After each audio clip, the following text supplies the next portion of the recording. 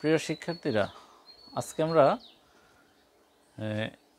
6 থেকে 10 পর্যন্ত বীজগণিতের বেসিক কিছু আলোচনা করব।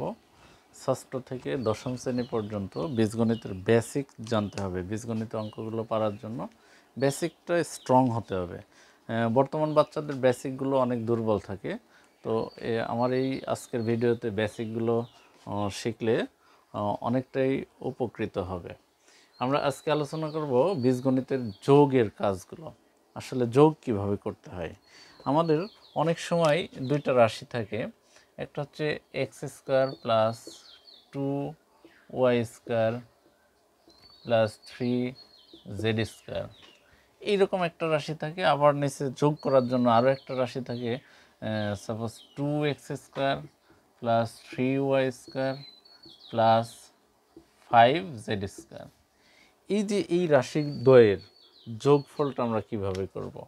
আমরা যখন যোগ করি তখন সাধারণত নর্মালি যে যোগ করা হয় সেভাবে আমরা টান দেব নিচে, এখান থেকে যোগফলের একটা রেজাল্ট বের করব। রেজাল্ট বের করতে গিয়ে আমাদের লক্ষ্য করতে হবে যে এই যোগের কাজগুলো শুধুমাত্র প্রত্যেকটা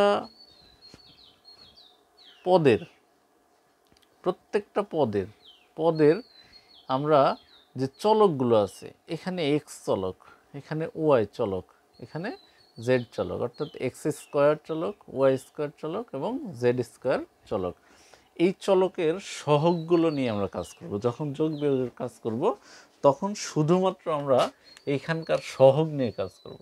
এখানে সহগ কিছু না থাকলে 1 আছে, এখানে সহগ আছে 2।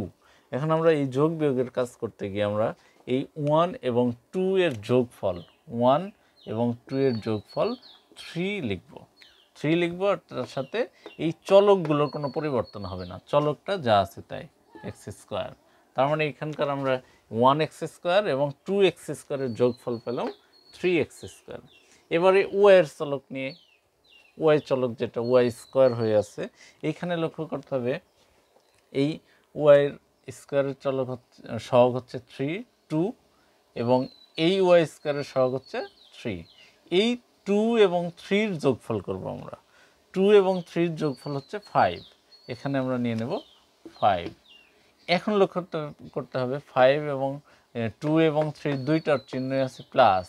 এই দুইটার চিহ্ন একই রকম আছে বিধায় আমরা এই 2 এবং 3 যোগ করলাম, ঠিক আছে। এখন এই চিহ্নটা দুইটাই প্লাস আছে, আমরা এখানে প্লাস ব্যবহার করব এবং তার সাথে ওয়াই স্কোয়ার।